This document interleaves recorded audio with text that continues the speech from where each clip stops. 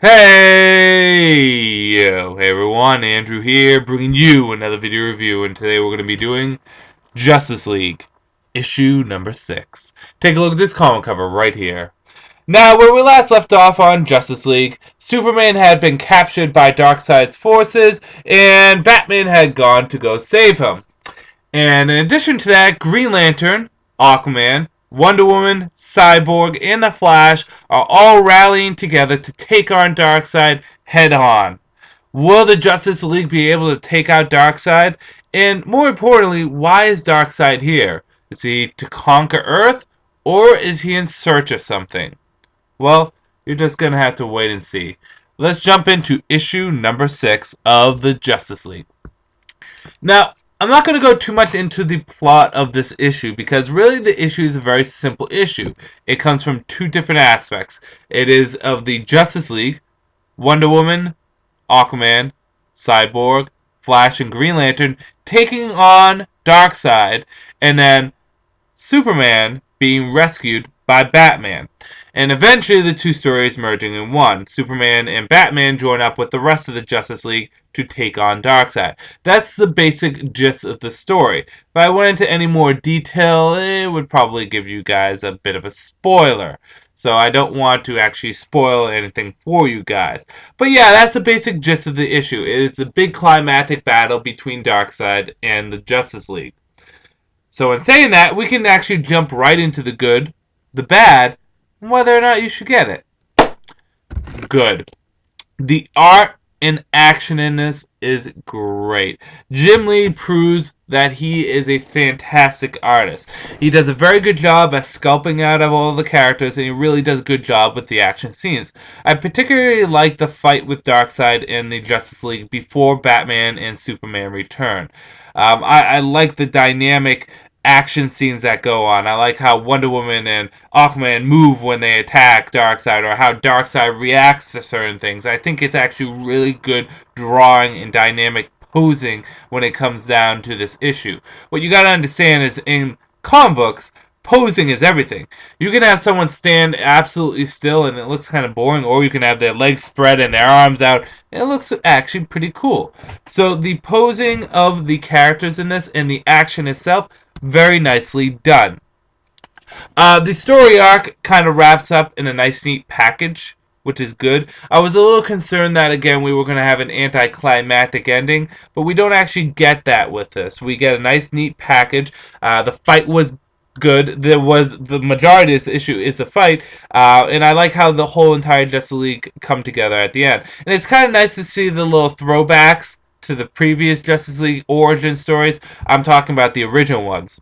A little history lesson for you guys. If you guys don't know, the Justice League kind of had two-ish origins. There was the first issue, which wasn't actually their origin, the Brave and the Bold issue, the first appearance of the Justice League. It wasn't actually their origin. And then the origin issue, which deals with random aliens that turn people to crystals and wood and random things. Don't worry about it. The cool, unique thing is that in these issues, the first appearance, Batman and Superman were on the Justice League team, but they were off doing their own case. And when the origin was being told, Batman and Superman were working together while the rest of the Justice League were taking care of the aliens on their own. Again, we get to see this kind of played out. The Justice League is taking on Darkseid on their own, while Batman and Superman are doing their own thing. Eventually, Batman and Superman come to help out the rest of the Justice League, but it's kind of cool to see a little throwback there. It's a nice little touch. And there's even a little bit more of a throwback and touch to the Justice League at the very end, because there's an appearance, kind of a I don't know if I would want to say cameo of a Justice League villain, and it's just very nice to see. And I also like the ending with the Justice League being recognized by the rest of the world as not outsiders, metahumans, but as heroes, superheroes. Everyone is, and this is a bit of a spoiler, but everyone is brought to the White House. Big press conference. The president is there. Everyone, even Batman, and they're all recognized as heroes, which is cool. I like that. In addition to that, this gets a backup story, and the backup story deals with Pandora. You know, that woman in red that was seen in every single first issue of the DC New 52 that was in Flashpoint. She has a backup issue in this, and the backup story was actually pretty good. It's a different take on what I thought Pandora was going to be, but I'm okay with it. And you know what I like about it is it also involves the Phantom Stranger, which Pandora looks like she's kind of based off of. So I kind of like the fact that both of them are in there. So we get a good backup story too. Bad. The only bad I can really say about this, if there is any, is just that at the end, you feel like this is going to be a team, but Green Lantern keeps on saying, we're not a team, we're not friends, this was a one-time deal. Why can't they just officially say that, hey, we're a team? Why do they have to still be against working with each other? I mean, some of them are like, hey, let's work with each other, like Flash and even Batman. But, I mean, it still feels as though there's some kind of disconnect with the team itself. It doesn't feel 100% official. Maybe that's just how I was interpreting it, and I'm a little crazy and loopy, which I am a little crazy and loopy. But the thing is it would have been nice if it was just kind of like, we may have our differences, but we worked well together. And then at the end of the day, we saved the Earth. Maybe we should work together when it came down to big things. That would have been good. You could have still had the angsty drama that you have with them kind of being like, oh my, oh my, oh my, I don't know if we like each other. I don't know if we can be friends. But at the same time, they're saying, hey, we're a team. We might as well work together. So, that's probably the only bad I can say about this issue. Whether or not you should get it. Interestingly enough, standalone, this issue is okay. It's good. It's fun. It does what needs to be done. But in the context of the whole entire story arc, this issue is a lot better. So actually, putting this with the rest of the other 5 issues, the first story arc of Justice League, this is a very good issue. Alone, it's okay. It's good.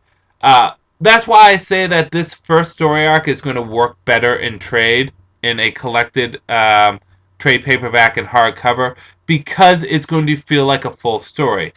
So, in the context of a full story with the rest of the issues, in my experience that I've had, I'm going to give this a 5 out of 5. It was a really fun story and a good wrap up to the Justice League's first story arc. You know what the unique thing with me when it comes down to the story is? A lot of people have been kind of angsty about a few things in this, and in particular the fact that it's not been anything daring, but you know what?